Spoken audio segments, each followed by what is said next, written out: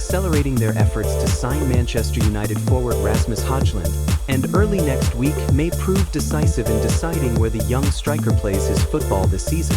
Reports in Italy claim that Napoli have identified Højlund as their #1 target after Romelu Lukaku's unexpected injury left them scrambling to reinforce their front line. The Serie A side are determined to bring in a striker before the season fully kicks into gear, and Højlund, with his age, profile, and skill set, has quickly risen to the top of their shortlist. Talks with Manchester United are already underway, and according to insiders, the discussions are progressing well. Negotiations are focused on both the financial terms and the structure of a possible deal. United are reportedly open to a permanent transfer but could also consider a loan with a mandatory purchase clause attached. What this means is that Napoli could bring him in right away, but United would still be guaranteed a transfer fee in the near future. A big hurdle in these kinds of moves is often the player's willingness to leave, but in this case, that box is already ticked. Rasmus Højlund has signaled his approval to join Napoli. That decision makes sense for him.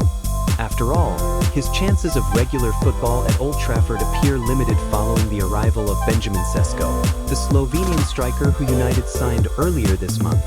With competition for the #9 role heating up, Højlund may feel that a fresh start in Italy is the best way to develop his game and prove himself at the top level.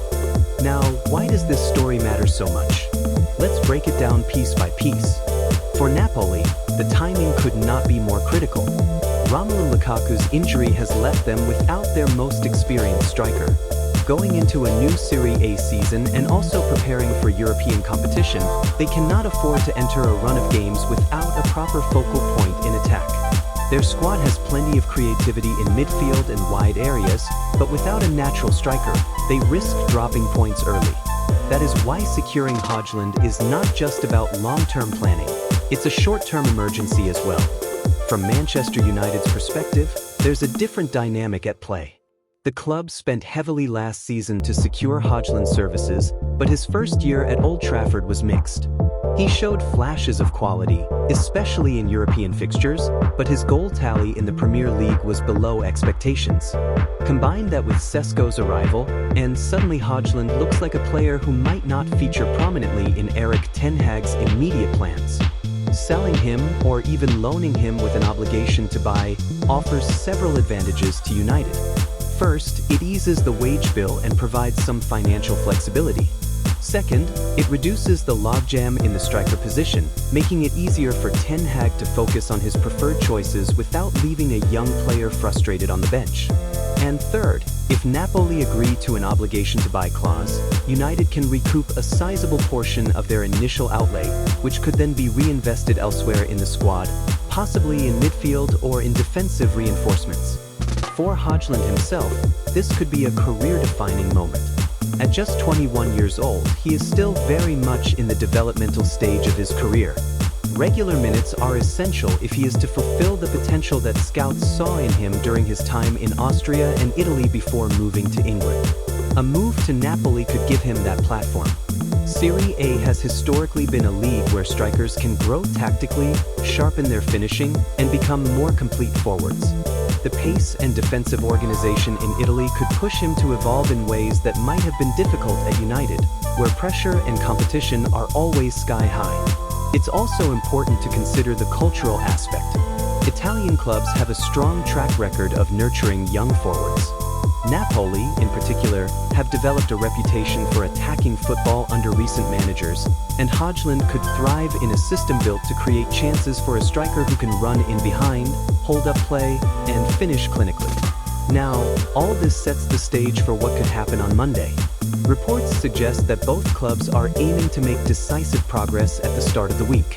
That doesn't necessarily mean the contract will be signed on Monday itself, but it does mean that key decisions could be finalized, leaving only the formalities to be completed afterward. Whether that's agreeing on the fee structure, finalizing the salary package, or settling on whether the deal is a loan with obligation or a straight transfer, Monday has been identified as a turning point. If Napoli succeed in landing Højlund, the ripple effects will be significant. Their fans will feel reassured that the club can still compete at the top despite Lukaku's setback. Their attack will gain a young, hungry striker eager to prove himself, and the dressing room will gain depth in a crucial position. Meanwhile, for Manchester United, the move would represent a shift in squad planning. By letting Højlund go, they are signaling that Sesko is their main man for the future. That is a bold choice, but also one that aligns with the club's recent focus on rebuilding with younger talents who can grow into world-class players. It's worth noting that deals like this are rarely straightforward. Even when the player is willing and both clubs are motivated, there are always negotiations around bonuses, add-ons, payment structures, and clauses. For example, United may want Napoli to guarantee a buy option rather than just an open loan, while Napoli may push back to protect themselves financially if the player doesn't adapt as expected. These negotiations can take time, but all indications suggest that both sides want to avoid delays and get things done quickly.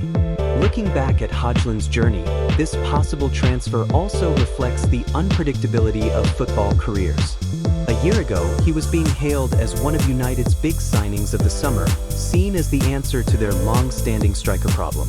Today, he is on the verge of moving again, showing how quickly fortunes can change in top-level football. It also underlines how competitive life at Manchester United can be. Players must deliver immediately, or the club moves on to the next solution. For Napoli, though, this could be an opportunity to benefit from United's impatience. If Højlund settles well in Italy, he could become not just a temporary replacement for Lukaku, but a key figure for years to come. That's the gamble Napoli are ready to take, and it may well pay off. As football fans, stories like this keep the transfer market fascinating. They're not just about numbers and contracts, they're about ambition, strategy, and opportunity. United's ambition to rebuild their squad, Napoli's urgency to maintain competitiveness, and Højlund's opportunity to redefine his career path. The next few days will be crucial. By Monday evening, we might know whether Rasmus Højlund is staying at Old Trafford to fight for his place or boarding a plane to Naples to begin a new chapter. Either way, this is a transfer saga worth watching closely. What happens here won't just affect one player. It will shape Napoli's season, influence United's strategy, and perhaps even alter how fans and pundits view Højlund's potential. Football careers can hinge on moments like these, and right now, all eyes are on what Monday will bring.